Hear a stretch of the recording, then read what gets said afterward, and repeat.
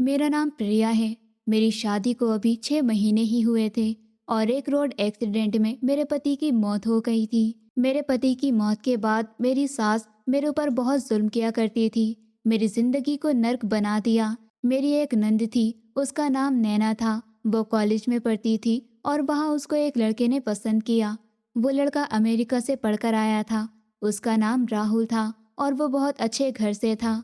एक दिन मेरी नंद कॉलेज से आई और खुशी से पूरे घर में चिल्लाने लगी, माँ माँ कहाँ हैं आप? आज राहुल ने मुझे शादी करने के लिए प्रपोज किया है और मैंने उसे हाँ कर दी है। वो बहुत ही अच्छा लड़का है और अमेरिका से पढ़कर आया है। मुझे वो बहुत पसंद है और मैं उसी से शादी करना चाहती हूँ। वो आज हमारे घर पर अपनी फैमिली के साथ आना चाहता है। मेरी सास तो बहुत ही लालची औरत थी। वो ये बात सुनकर बहुत ज़्यादा खुश हो गई कि लड़का अमेरिका से पढ़कर आया है। उन्होंने उस लड़के की फैमिली को बुलाने के लिए एकदम हाँ कर दी। अब शाम को उस लड़के के घर वाले हमारे घर खाने पर आने वाले थे और घर का सारा काम मुझे ही करना होता था। आज मेरी तबीयत बहुत ज़्यादा ख़राब थी। मुझे बहुत तेज़ बुखार आ रहा था। मेरा शरीर बुखार से तप रहा था, जिस वजह से मैं कोई भी काम ठीक से नहीं कर पा रही थी। लेकिन मेरी सास को मेरी इस हालत पर थोड़ी सी भी दया नहीं आई और उन्होंने मुझे हुक्म दे दिया कि आज मुझे पूरे घर का काम बहुत अच्छे से करना है और किसी भी काम में कोई भी कमी नहीं रहनी चाहिए। अगर उन्हें कोई भी कमी नजर आई तो आज मेरी खैर नहीं है। मैं डर गई और जल्दी जल्दी सारे काम करने लगी। थोड़ी देर बाद गेट से गाड़ी के हॉर्न की आवाज़ आने लगी। मैं समझ गई थी कि राहुल और उसकी फैमिली आ गई है। फिर मेरी सास मेरे पास आई और बोली, वो लोग आ चुके हैं, तुम बस खाना टेबल पर रखो और दफ़ा हो जाओ यहाँ से। खबरदार, जो तुमने अपनी शक्ल दिखाई या मेहमानों के सामने आई। मैंने धीरे से कहा, नहीं, मैं किसी के सामने नहीं आऊँगी, आप बेफिक्र रहें। और फिर मैं टेबल पर खाना रखने के लिए ही जा रही थी कि मेरी आंखों के सामने एकदम से अंधेरा छा गया। मुझे चक्कर आने लगे और मेरे हाथ से डिश का बाउल ज़मीन पर गिर गया। मेरी सास को ये सब देखकर मेरे ऊपर बहुत ही गुस्सा आया और उन्होंने मेरे पास आकर मुझे एक बहुत ज़ोर से थप्पड़ मारा और कहा, मनहूस कहीं की, ये क्या किया तूने? मैं रोने लगी। ये सब तमाशा राहुल और उसकी फैमिली देख रहे थे। राहुल को ये सब देखकर बहुत गुस्सा आया और वो बोला, ये क्या कर रही हैं आंटी आप? अपनी नौकरानी के साथ ऐसा व्यवहार करती है।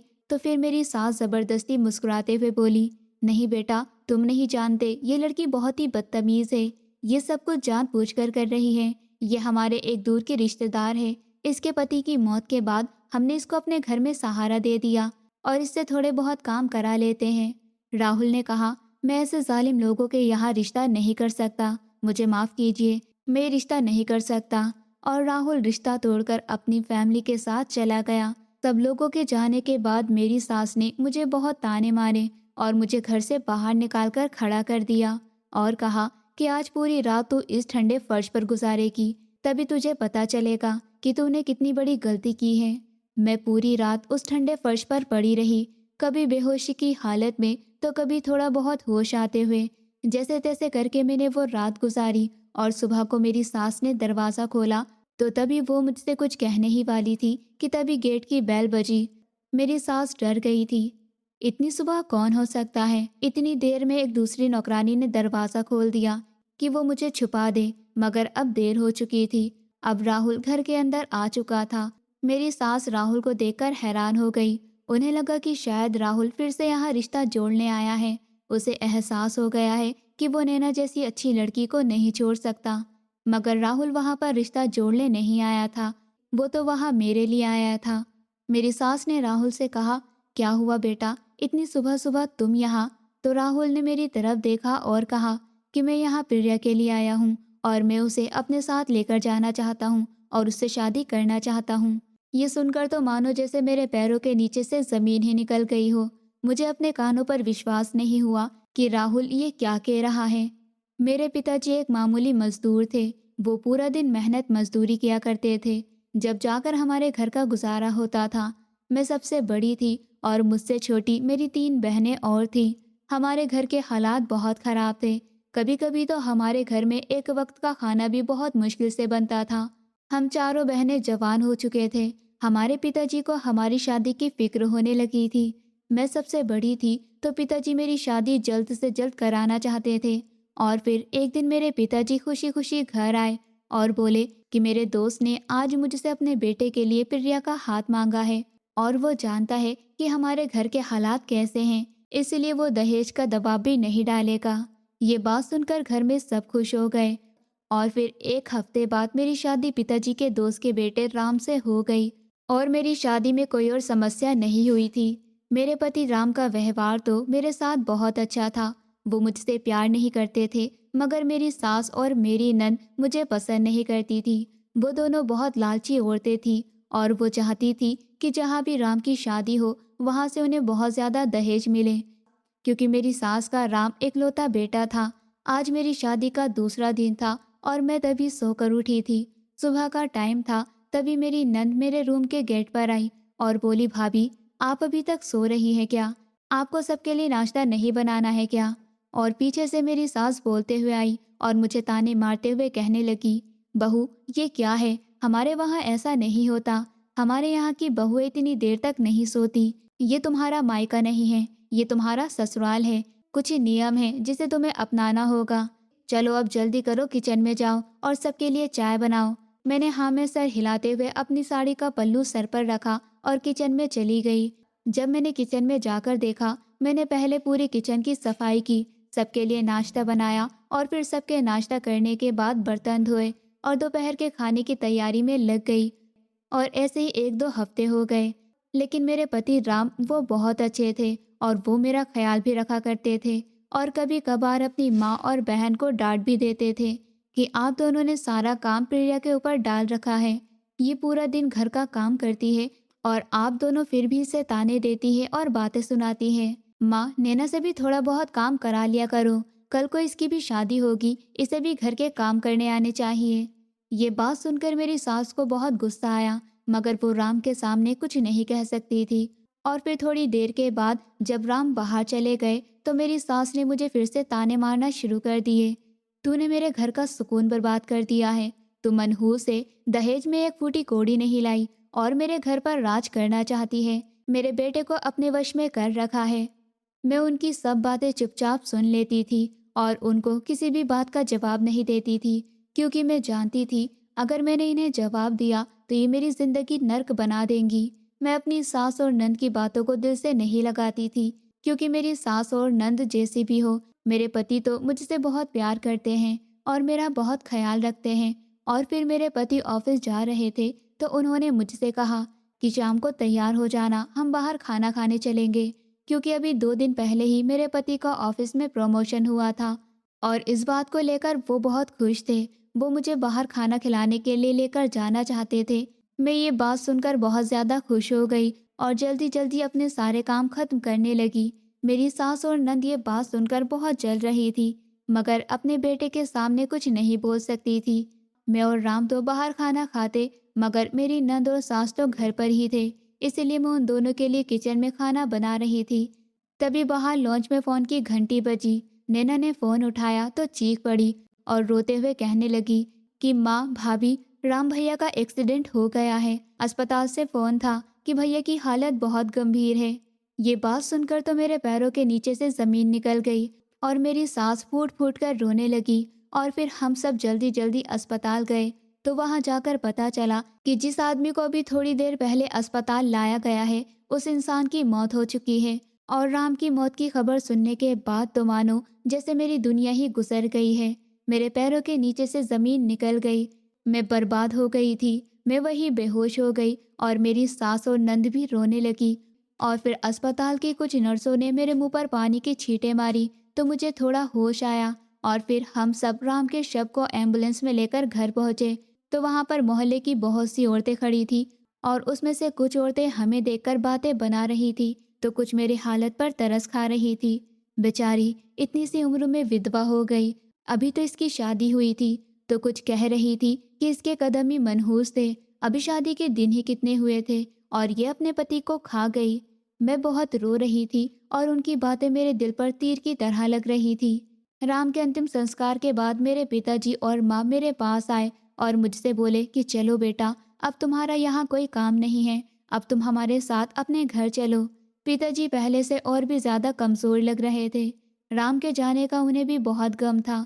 पिताजी ने मुझसे कहा कि चलो बेटा, अपना सामान बांध लो, हमारे साथ चलो। तो मैं अपना सामान बांधने के लिए अपने कमरे में आई। तभी मैंने एक कोने में खड़ी अपनी तीनों बहनों को देखा और सोचा कि नहीं, मैं ऐसा नहीं कर सकती। मेरे पिताजी में अब इतनी हिम्मत नहीं है, और अगर मैं भी उनके साथ चली जाऊंगी तो उनके ऊपर एक बोझ और बढ़ जाएगा, और मैं अपने पिताजी को और परेशान नहीं करना चाहती, और ना ही उन पर बोझ बनना चाहती थी। मैंने अपने दिल पर पत्थर रखा और पिताजी से कहा, पिताजी, यहाँ राम की यादें हैं, मैं यहाँ से जाना नहीं चाहती हूँ, मैं यहीं पर रहूंगी। हालांकि मैं जानती थी कि मेरी सास और नंद मुझ पर कितने ज्यादा जुल्म करेंगी, मगर मैं मजबूर थी। मैं अपने पिताजी पर बोझ बनना नहीं चाहती थी। अब बढ़ते दिनों के साथ मेरी सास और नंद का व्यवहार और पहले से ज्यादा और बुरा हो गया था। अब तो मेरी हैसियत सिर्फ एक नौकरानी की थी। मैं सुबह 6 बजे उठती, झाड़ू पोछा करती और अपने सास और नंद के लिए नाश्ता बनाती। एक सुबह मैं किचन में नाश्ता बना रही थी, तभी मेरी सास की आवाज आई, अरे ओ महारानी, नाश्ता और कितनी देर में मिलेगा? आज क्या भूखे मारने का इरादा है? मैं जल्दी से नाश्ते की ट्रे लेकर डाइनिंग टेबल पर गई और मैंने कांपते हुए हाथों से चाय का कप सास के आगे रखा। तो सास ने चाय का एक घूंट भरा और फिर चाय से भरा हुआ कप जमीन पर फेंक दिया। हाय, ये इतनी ज्यादा चीनी! तुम क्या चाहती हो कि मुझे डायबिटीज हो जाए और मैं भी मर जाऊं, और फिर तुम इस घर पर राज करो? सास मेरे ऊपर जोर से चीखने लगी तो मैं सहम गई और ना में सर हिलाते हुए बोली, नहीं माँ जी, मैंने तो रोज की तरह ही चीनी डाली है। तो सास मुझे घूरते हुए बोली, जुबान चलाती है मनहूस कहेगी, मेरे बेटे को तो खा गई, अब मुझे भी मारना चाहती है। ये शब्द मुझे तीर की तरह चुभते थे, मगर मैं कर भी क्या सकती थी। मैं रोते हुए चाय की प्याली के टुकड़े समेटने लगी। मैं कभी कभी सोचती थी कि पिताजी के घर चली जाऊं, मगर वहां भी मेरी 3 बहनें और थी, और मैं नहीं चाहती थी कि मेरी वजह से उन्हें कोई भी परेशानी हो। मुझे यही रहकर सब कुछ बर्दाश्त करना था, इसी में मेरी भलाई थी। राम की मौत को अभी 6 महीने भी नहीं हुए थे और घर में एक खुशी की खबर आ रही थी। एक दिन मेरी नंद नैना कॉलेज से आई तो वो बहुत खुश नजर आ रही थी। सास ने नैना से पूछा कि क्या हुआ बेटी? तो नैना ने बहुत ही खुश होते हुए कहा कि माँ, मैं एक लड़के को पसंद करती हूँ और वो अमेरिका से पढ़कर आया है और वो मुझसे शादी करना चाहता है। लड़के का नाम राहुल है। माँ, वो बहुत ही अमीर फैमिली से है। वो अपनी फैमिली को लेकर आज हमारे घर आना चाहता है। ये बातें सुनकर मुझे बहुत ही दुख हुआ। अभी तो राम की आत्मा को शांति भी नहीं मिली और ये लोग नैना की शादी की बात कर रहे थे। मगर फिर मैंने सोचा कि ये तो दुनिया की रस्म है, किसी के जाने से किसी की जिंदगी नहीं रुकती है, और बेटी की खुशी में माँ खुश होगी ही। राहुल के घर वाले आज शाम 7 बजे हमारे घर आने वाले थे। सास मेरे पास आई और बोली, खबरदार, जो तुम मेहमानों के सामने आई, अपना ये मनहूस साया मेरी बेटी की खुशियों पर मत डालना। तुम बस किचन में रहोगी और किचन का सारा कामकाज संभालोगी। मैंने सर हाँ में हिला दिया। शाम को मेहमान आए, लड़के की माँ और बहनें आई और उन्होंने नैना को पसंद कर लिया। क्योंकि लड़का अमेरिका का पढ़ा हुआ था और बहुत टाइम के बाद इंडिया आ रहा था, इसलिए उसकी माँ और बहनें यही चाहती थी कि शादी जल्द से जल्द हो जाए। नैना बहुत खुश थी। मैं किचन में काम कर रही थी, तभी नैना मेरे पास आई और बोली, भाभी, देखा मेरी किस्मत कितनी अच्छी है, मेरे लिए इतने अच्छे घर से रिश्ता आया है। मैं तो अब जल्दी शादी करके चली जाऊंगी। मैंने नैना से कहा, बहुत अच्छी बात है नैना, तुम खुश रहो बस। नैना ने मुझे घूरते हुए देखा और बोली, भाभी, आप भी तो मुझसे जल रही होंगी ना। मैं अमेरिका चली जाऊंगी और वहाँ खुशी से रहूंगी और आप यही ऐसे ही अपनी जिंदगी गुजारती रहोगी। लेकिन क्या करें, किस्मत अपनी अपनी। उसके ये शब्द मेरे दिल में तीर की तरह चुभ रहे थे। वो कितनी आसानी से मेरा मजाक बना रही थी। वो भूल गई थी कि कभी मैं भी इस घर में शादी करके आई थी और मेरे भी कुछ सपने थे, और इन दोनों माँ बेटी ने चकनाचूर कर दिए थे। जब से नैना का रिश्ता हुआ था, मेरी सास का व्यवहार और ज्यादा बुरा हो गया। वो मुझे बात बात पर ताने देती और जताती कि उनकी बेटी लाखों में एक है। एक दिन सास ने मुझे अपने पास बुलाया और कहा, मेरी बात कान खोलकर सुनो, कल लड़के वाले आ रहे हैं। घर की सफाई अच्छे से हो जानी चाहिए और खाने में भी कोई कमी नहीं रहनी चाहिए। मैं किसी भी तरह की कोई भी कमी बर्दाश्त नहीं करूंगी। कल अगर तुम्हारी वजह से कुछ भी गड़बड़ हुई और मेरी नाक कटी तो तुम्हारी जुबान काट दूंगी। ये लोग मुझे इंसान नहीं बल्कि काम करने वाली मशीन समझ रहे थे। मगर मैं बेबस थी। तभी नैना चीखती हुई आई और बोली, माँ माँ कहाँ हैं आप? मेरी बात जल्दी से सुनिए। अभी राहुल का फ़ोन आया था और वो बता रहे थे कि उनका प्रमोशन हो चुका है और वो कमिश्नर बन चुके हैं। मेरी सास और नंद बहुत खुश थी और बातें कर रही थी कि अब तो नैना एक कमिश्नर की पत्नी बनेगी और सब लोग उसकी इज्जत करेंगे। और फिर दूसरा दिन आ गया। आज राहुल के घर वाले और राहुल घर पर खाने के लिए आने वाले थे। आज मेरी तबीयत बहुत ख़राब थी। मुझे बहुत तेज़ बुखार आ रहा था और बहुत कमज़ोरी भी हो रही थी। मैं अपने बिस्तर से उठने की कोशिश कर रही थी। चक्कर आने के कारण दोबारा बिस्तर पर गिर गई। तभी मेरी सास आंधी तूफान की तरह मेरे कमरे में आई और बोली, क्या बात है महारानी, आज तुम्हें उठना नहीं है क्या? तो मैंने सास से कहा, मुझे आज की छुट्टी दे दें, आज मेरी तबीयत ठीक नहीं है। सास ने ये सुनते ही मेरा हाथ जोर से पकड़ा और बोली, बहाने मत बना, आज मेरी बेटी के ससुराल वाले आने वाले हैं और तू यहाँ ड्रामा दिखा रही है। मेरा बेटा खा गई और अब मेरी बेटियों की खुशियों को भी नज़र लगाना चाहती है।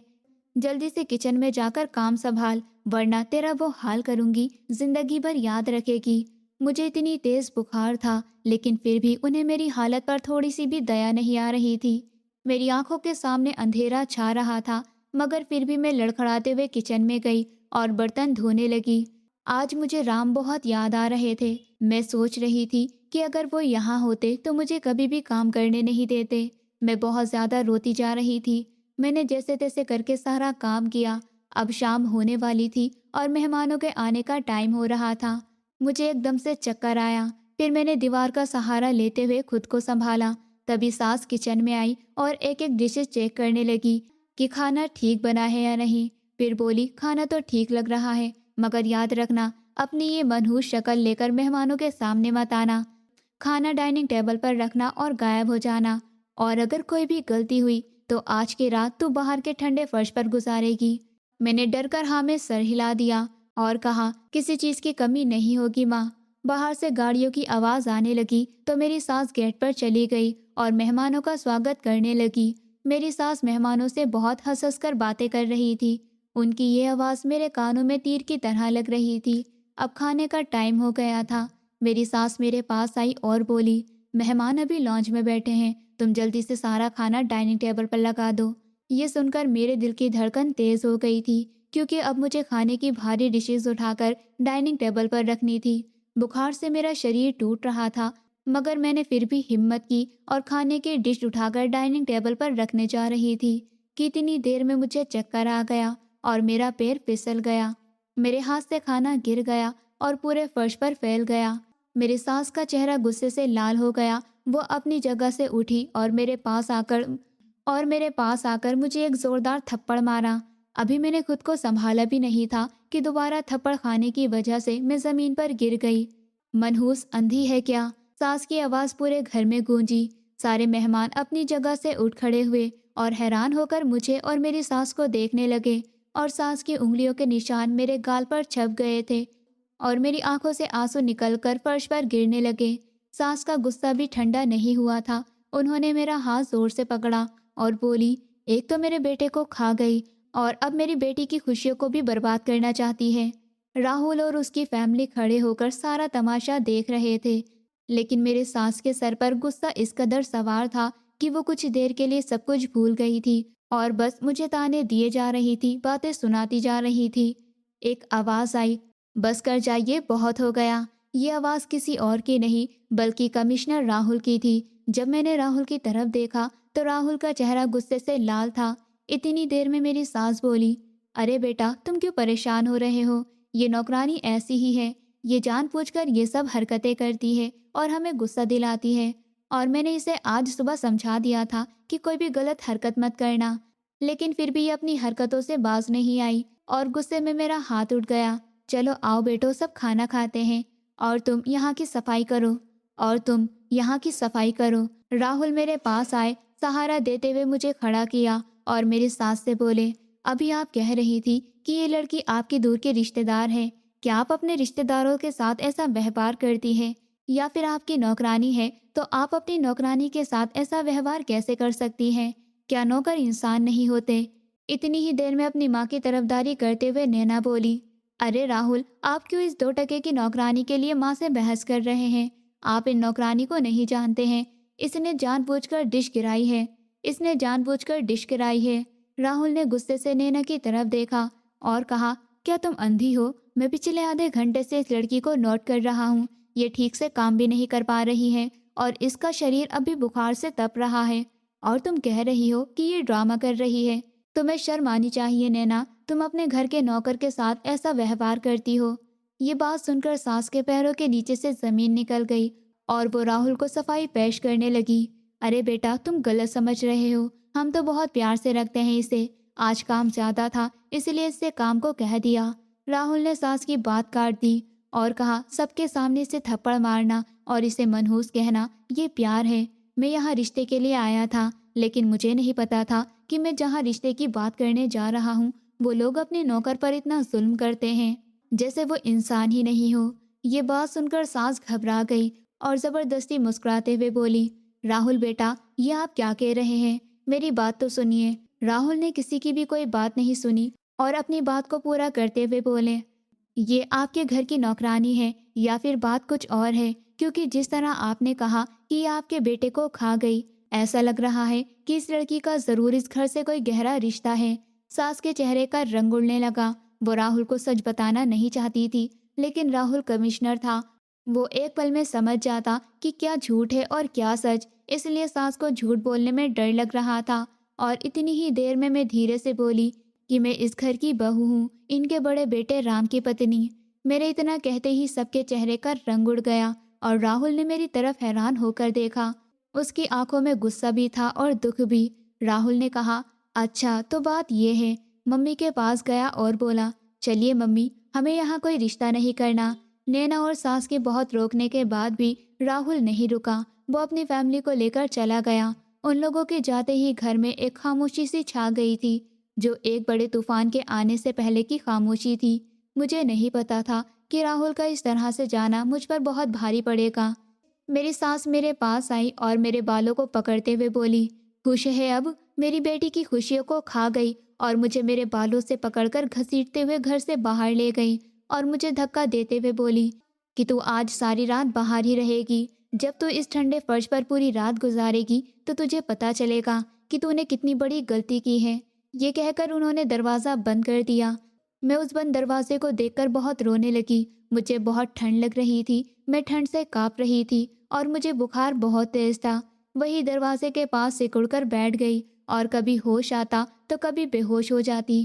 फिर जैसे तैसे करके रात गुजरी और फिर सुबह हुई। दरवाज़ा खुला। दरवाजे पर मेरी सास मेरा एक छोटा सा बैग हाथ में लिए खड़ी थी। उस बैग में मेरे थोड़े से कपड़े थे। उन्होंने वो बैग मेरे मुंह पर मारा और कहा, जाओ, निकल जाओ यहाँ से। बस बहुत हो गया तेरा ये ड्रामा। किसी सड़क किनारे भीख मांग या अपने उस गरीब बाप के घर जा।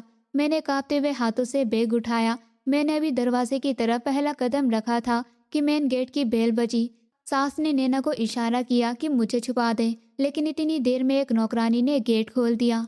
राहुल अंदर आने लगा तो सास राहुल को देखकर बोली कि बेटा, तुम यहाँ? तुम कल सब खत्म कर कर गए थे। लगता है तुम्हें अपनी गलती का एहसास हो गया। तुम यहाँ वापस रिश्ता जोड़ने आए हो ना? राहुल ने सास की बात का जवाब नहीं दिया और मेरी तरफ देखने लगे। फिर 2 मिनट बाद राहुल बोले, मैं रिश्ता जोड़ने नहीं बल्कि प्रिया के लिए आया हूँ। ये बात सुनकर मेरी सास और नैना जैसे पत्थर की मूरत बन गई। उन्हें अपने कानों पर विश्वास नहीं हुआ था कि उन्होंने ये क्या सुना है। और सच कहूँ तो मुझे भी विश्वास नहीं हो रहा था कि राहुल ये क्या कह रहे हैं।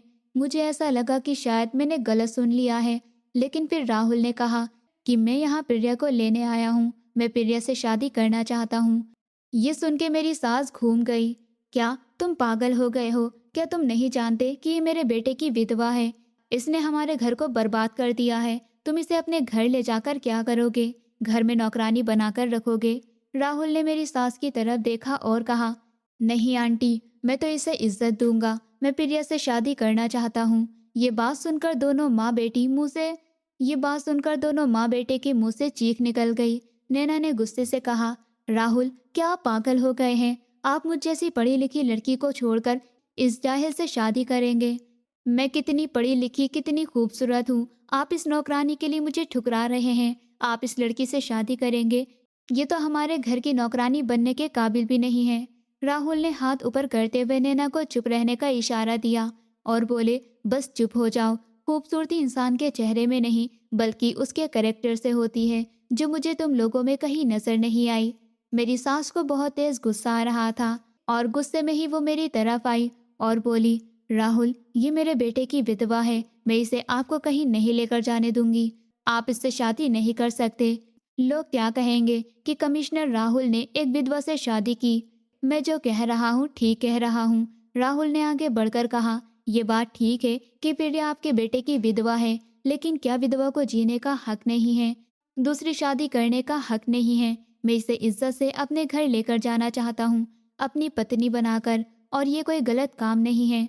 मैं दीवार का सहारा लेकर साइड में खड़ी थी। मैं बहुत हैरान थी कि ये सब क्या हो रहा है।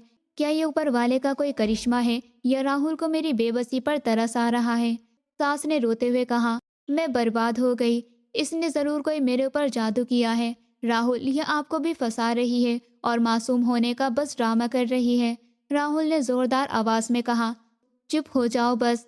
तुम लोगों से अपनी बहू को ठीक से रखा नहीं जाता, उसके साथ जानवरों जैसा व्यवहार करती हैं और मारते पीटते हैं, घर का काम कराते हैं, इतने जुल्म करते हैं, और इसकी इस हालत को भी आप लोग ड्रामा बता रहे हैं। ये ठीक से खड़ी भी नहीं हो पा रही है, इसका शरीर बुखार से तप रहा है और आपको ये सब ड्रामा लग रहा है। शर्म आनी चाहिए आप जैसे लोगों को। और फिर राहुल मेरी तरफ पलटे और बहुत नरमी से बोले कि प्रिया, अब तुम्हें यहाँ रहने की ज़रूरत नहीं है। अब तुम्हें इन सालिमों के पास रहने की ज़रूरत नहीं है। मैं तुम्हें यहाँ से पहले डॉक्टर के पास लेकर जाऊँगा और फिर तुम्हारे घर लेकर जाकर तुम्हारे पिताजी से शादी के लिए तुम्हारा हाथ मांगूंगा। राहुल ने मेरा बैग उठाया और मुझे अपने साथ लेकर जाने के लिए तैयार हो गए। इतनी देर में मेरी सास आगे आकर हमारा रास्ता रोकने लगी। मैं तुम्हें इसे नहीं लेकर जाने दूंगी। तो राहुल ने मुस्कुराते हुए कहा, आप मुझे नहीं रोक सकती। आप मुझे जानती नहीं है क्या? मैं एक कमिश्नर हूँ। अगर मैंने आपके खिलाफ एक रिपोर्ट लिख दी और प्रिया ने आपके खिलाफ एक बयान दे दिया तो आपकी पूरी जिंदगी जेल की सलाखों में गुजरेगी। राहुल ने मेरा हाथ पकड़ा और मुझे गाड़ी में बिठाया और फिर मुझे अपने साथ लेकर जाने लगे। मैंने पीछे मुड़कर उस घर को देखा जहाँ मैंने इतने बुरे दिन काटे थे। जैसे जैसे गाड़ी रोड पर आगे बढ़ती जा रही थी, मुझे लग रहा था कि शायद अब मेरी जिंदगी में भी रोशनी होने वाली है, मेरे भी अच्छे दिन आने वाले हैं। और मैंने ये सोचा भी नहीं था कि मेरे सामने एक राज आने वाला है जिसको जानकर मेरी पूरी जिंदगी ही बदल जाएगी। राहुल पहले मुझे डॉक्टर के पास लेकर गए। डॉक्टर ने मेरा बुखार चेक किया, मुझे मेडिसिन दी और फिर हम वहाँ से निकल गए। और अब राहुल मुझे मेरे पिताजी के घर लेकर जा रहे थे। राहुल ने हाथ पकड़ा और मुझे सहारा देते हुए गाड़ी से बाहर निकालने में मदद की। अब राहुल और मैं पिताजी के घर के बाहर खड़े थे। राहुल ने गेट की बेल बजाई। पिताजी बाहर निकल कर आए और मुझे देखकर सीने से लगा लिया और बोले, बेटी, ये क्या हुआ है तुम्हें? तुम्हारी ये हालत किसने की? इतनी देर में ही मेरी माँ और बहनें भी गेट पर आ गई और मुझे देखकर बोली, ये क्या हो गया है तुम्हें? क्या तुम्हारे ससुराल वालों ने तुम्हें मारा है? और फिर पिताजी ने राहुल को देखा और पूछा, ये अजनबी कौन है? पिताजी राहुल के पास गए और राहुल से पूछा, बेटा आप कौन हैं? और राहुल ने पिताजी को नमस्ते करते हुए कहा, मैं कमिश्नर राहुल हूँ। फिर राहुल ने पिताजी का हाथ पकड़ लिया और कहा, चाचा, मैं आपसे एक बहुत ज़रूरी बात करना चाहता हूँ। पिताजी ने राहुल को अंदर आने को कहा और फिर हम सब घर के अंदर चले गए और राहुल ने पिताजी को वो सब बताया जो कल रात वहाँ हुआ था और जो आज सुबह हुआ था।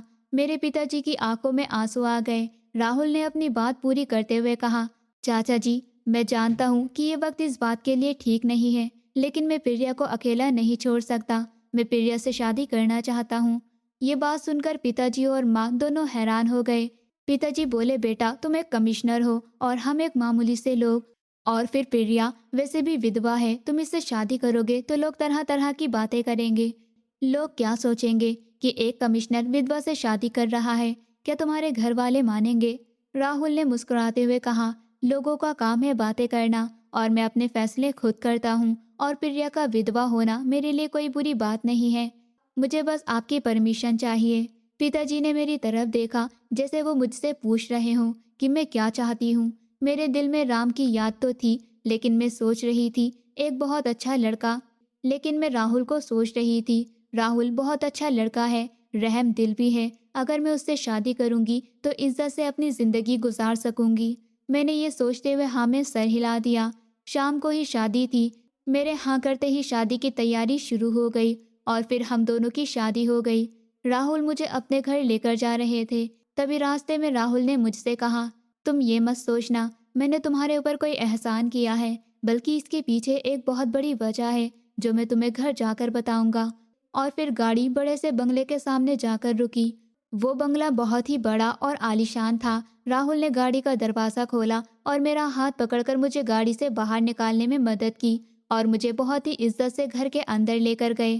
अंदर जाकर जब हम दोनों बैठ गए और फिर मैंने हिम्मत करके राहुल से पूछा, राहुल आप मुझे क्या बताना चाहते हैं? आप किस बारे में बात कर रहे थे और आपने मेरे ऊपर इतना बड़ा एहसान क्यों किया है? मैं एक विधवा हूँ, ठुकराई हुई औरत हूँ और आप तो मुझे जानते भी नहीं, लेकिन फिर भी आपने मुझसे शादी करने का फैसला किया। आखिर क्यों? मैंने तुम्हारे ऊपर कोई एहसान नहीं किया है। और रही बात तुम्हें जानने की, तो मैं तुम्हें आज से नहीं बचपन से जानता हूँ। मैं राहुल की तरफ हैरत से देखने लगी और बोली, क्या मतलब है इस बात का? मैंने तो आपको कभी देखा भी नहीं, ना ही कभी आपसे मिली। मैं तो आपको जानती भी नहीं। राहुल ने मुस्कुराते हुए मेरी तरफ देखा और अपनी पॉकेट से एक बहुत पुरानी फ़ोटो निकालकर मुझे दिखाई। उस फोटो में मैं बहुत ही छोटी थी और मेरी बराबर में एक छोटा सा लड़का खड़ा था। और अब मैं सब कुछ समझ गई थी कि राहुल कौन है और वो मुझे कैसे जानते हैं। राहुल मेरे बचपन के दोस्त थे, जिनके साथ मैं बचपन में खेलती थी। लेकिन राहुल के पिताजी एक पुलिस ऑफिसर थे, जिनका ट्रांसफ़र दूसरे शहर में हो गया था और राहुल अपनी फैमिली के साथ वहीं शिफ्ट हो गया था। लेकिन मैं नहीं जानती थी कि राहुल इस तरह से मेरी ज़िंदगी में दोबारा वापस आएगा। राहुल ने वो फ़ोटो मुझे दिखाई। ये फ़ोटो तुम्हें याद है? ये मेरे पास जब से है जब हम साथ खेलते थे और पिताजी के ट्रांसफ़र होने के बाद हम दूसरे शहर में शिफ्ट हो गए थे। लेकिन मैंने आज तक इस फ़ोटो को संभाल कर रखा है और मैं तुम्हें रोज़ याद करता था। मैं तुम्हें कभी नहीं भूल सका और मैं तुमसे मिलना चाहता था। लेकिन मेरी ग्रेजुएशन कंप्लीट होने के लिए पिताजी ने मुझे बाहर अमेरिका में पढ़ने भेज दिया। अमेरिका से अपनी पढ़ाई कंप्लीट कर कर आया तो मैंने तुम्हें ढूंढने की बहुत कोशिश की और फिर मैं वहाँ उसी जगह गया जहाँ मेरा पुराना घर था और तुम और मैं वही साथ खेलते थे।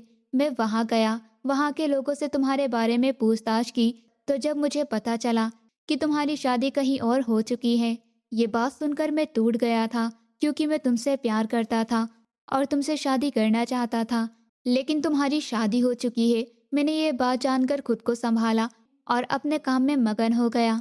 लेकिन फिर जब मेरे रिश्ते की बात तुम्हारी नन से चली और जब मैं तुम्हारे ससुराल आया तो मैं तुम्हें देखते ही पहचान गया। मैंने तुम्हें वहाँ उस हाल में देखा और मुझे पता चला कि तुम विधवा हो गई हो और तुम्हारे ससुराल वाले तुम्हारे साथ ऐसा व्यवहार करते हैं।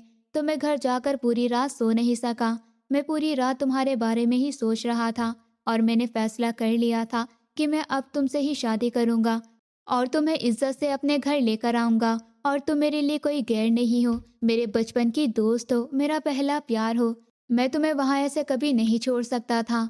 ये बात सुनकर मैं रोने लगी तो राहुल ने मेरे चेहरे से आंसू साफ किए और कहा कि अब तुम्हें रोने की कोई ज़रूरत नहीं है। अब तुम मेरी पत्नी हो और मैं तुम्हारा बहुत ख्याल रखूँगा। तुम्हें कभी कोई परेशानी नहीं होगी। ये बात सुनकर मैं ऊपर वाले का ये बात सुनकर मैंने ऊपर वाले का धन्यवाद किया। और उधर मेरी सास और नंद को जब ये पता चला कि राहुल कोई और नहीं मेरा बचपन का दोस्त है, तो वो ये बात सुनकर और ज़्यादा जल गई। अब मेरी सास को नैना के लिए कोई अच्छा रिश्ता नहीं मिल रहा था। उन्हें अपनी गलती पर पछतावा था और मैं ऊपर वाले को धन्यवाद दे रही थी कि उसने मुझे मेरे सास और नंद के जुल्म से बचाने के लिए राहुल को भेजा और मुझे उस नर्क से बाहर निकाला।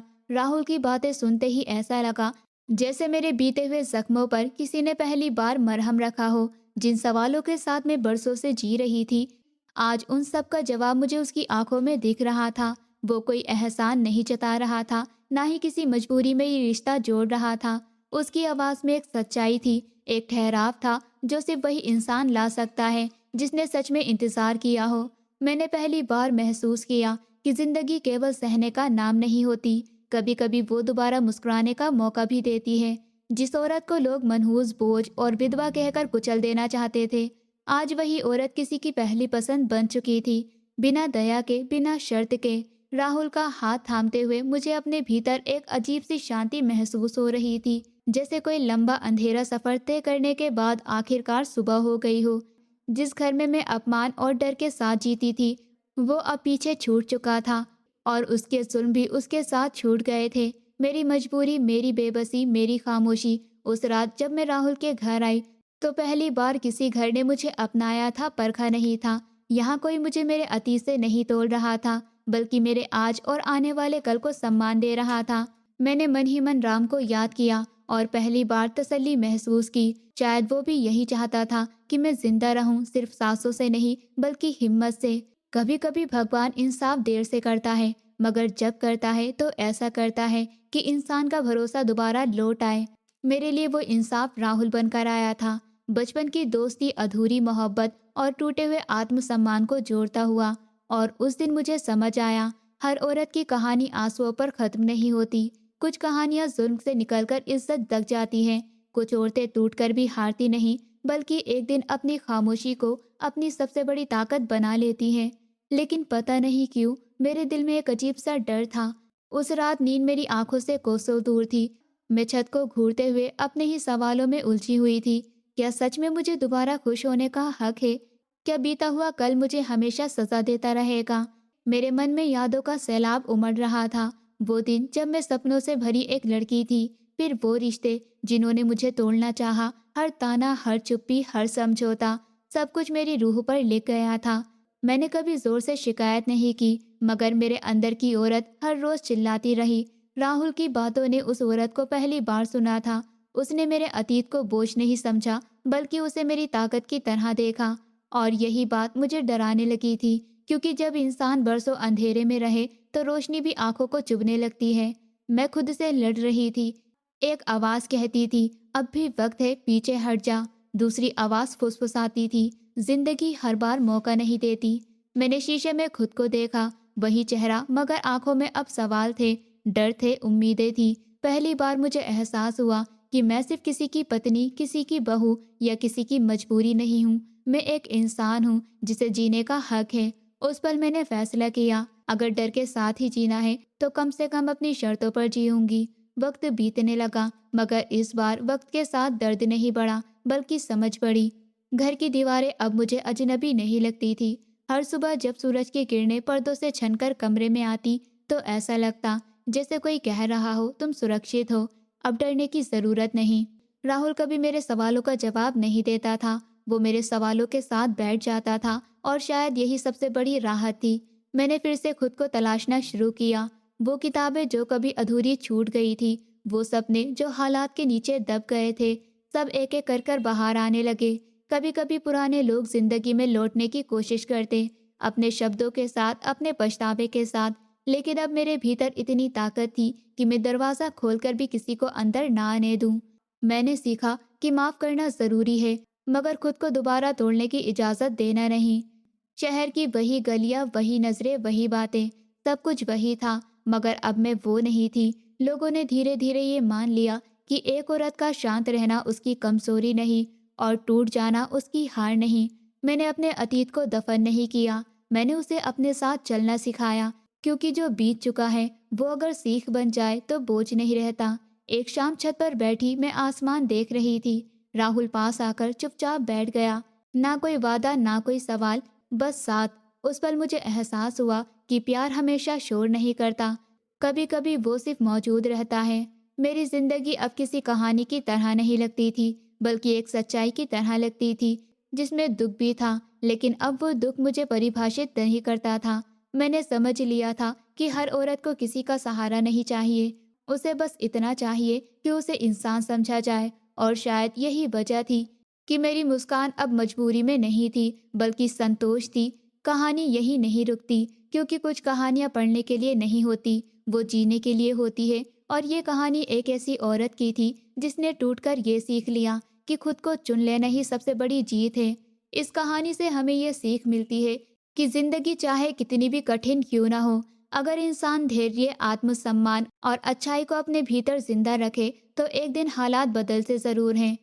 ये कहानी हमें सिखाती है कि हर अंधेरी रात के बाद एक उजली सुबह जरूर आती है।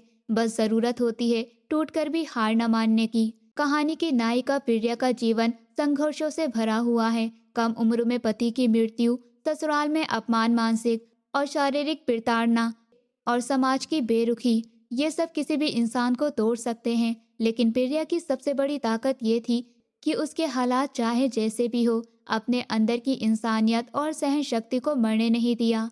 ये कहानी हमें सिखाती है कि असली मजबूती रोने में नहीं, बल्कि रोकर फिर खड़े होने में होती है। इस कहानी का एक बड़ा संदेश ये भी है कि हर औरत की जिंदगी सिर्फ उसकी शादी या वैवाहिक स्थिति से तय नहीं होती। प्रिया विधवा थी, लेकिन इसका मतलब ये नहीं था कि उसे सम्मान से जीने का अधिकार नहीं था। समाज अक्सर विधवा औरतों को बोझ या अशुभ मान लेता है, लेकिन ये कहानी हमें सिखाती है कि औरत पहले इंसान होती है, उसे भी प्यार, सम्मान और नई शुरुआत का पूरा हक है। कहानी ये भी दिखाती है कि सच्चा चरित्र और इंसानियत पद पैसा या पढ़ाई से नहीं आती। प्रिया की सास और नंद समाज में खुद को इज्जतदार दिखाती थी, लेकिन उनके दिल में दया नहीं थी।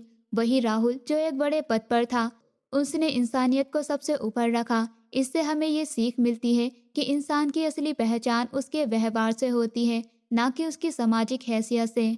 इस कहानी का एक और महत्वपूर्ण मोरल ये है कि अन्याय सहना भी एक सीमा तक सही होता है। प्रिया ने बहुत कुछ सहा, लेकिन जब सच्चाई सामने आई तो न्याय अपने आप उसके साथ खड़ा हो गया। इसका मतलब ये नहीं कि हर बार कोई तीसरा आकर बचाएगा, बल्कि ये कि सच्चाई और सही व्यवहार देर से ही सही जीतता जरूर है। कहानी ये भी सिखाती है कि किसी के दुख का मजाक उड़ाना या उसे कमजोर समझना सबसे बड़ा अपराध है। नैना और उसकी माँ ने प्रिया के दर्द को उसकी कमजोरी समझ लिया, लेकिन वही दर्द उसकी सबसे बड़ी ताकत बन गया। इससे हमें सीख मिलती है कि हमें कभी किसी को उसके हालात के आधार पर छोटा नहीं समझना चाहिए। इस कहानी का एक पॉजिटिव संदेश ये भी है कि जीवन में दूसरा मौका मिलना गलत नहीं होता। समाज अक्सर दूसरी शादी को गलत नजर से देखता है, खासकर जब बात एक विधवा औरत की हो। लेकिन ये कहानी बताती है कि अगर रिश्ता सम्मान, समझ और बराबरी पर टिका हो तो वो रिश्ता पवित्र और सही होता है। राहुल और प्रिया का रिश्ता इसी सोच का प्रतीक है। कहानी ये भी सिखाती है कि माता पिता का घर हमेशा संतान के लिए खुला होना चाहिए। प्रिया के माता पिता ने उसे सहारा दिया, सवालों से नहीं तोला। इससे ये संदेश मिलता है कि बेटियां चाहे शादी के बाद कहीं भी चली जाएं, मायका हमेशा उनका सुरक्षित स्थान होना चाहिए। इस कहानी का एक बहुत सकारात्मक पहलू ये भी है कि अच्छा इंसान हमेशा किसी न किसी रूप में जिंदगी में लौट कर आता है। राहुल का वापस आना ये दिखाता है कि सच्चा रिश्ता समय और दूरी से खत्म नहीं होता। अगर भावनाएं सच्ची हो तो किस्मत रास्ते दोबारा मिला ही देती है। कहानी हमें ये भी सिखाती है कि दूसरों के लिए बुरा सोचने वाले अंत में खुद ही खाली हाथ रह जाते हैं।